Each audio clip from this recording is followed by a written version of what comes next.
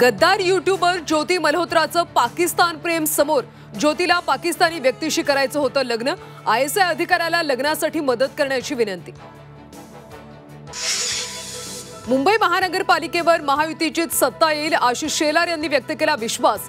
तर उद्धव ठाकरेंना मुंबईकरांच्या प्रश्नांशी देणं घेणं नाही, शेलारांचा उद्धव ठाकरेंवर निशाणा। सोलापुरात काँग्रेसला मोठा धक्का। सिद्धराम म्हेत्रे शिवसेनेच्या वाटेवर। म्हेत्रेंनी उपमुख्यमंत्री शिंदेंची घेतली भेट।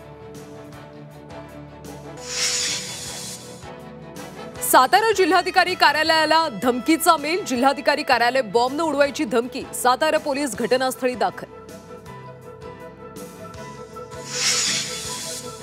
आणि सोन्याच्या दरात मोठी वाढ। सोन्याच्या दरात तब्बल 2000 रुपयांची वाढ। सोन्याचे दर 98,400 रुपये प्रति तोळा, तर चांदी 1,02,000 रुपये प्रति किलो।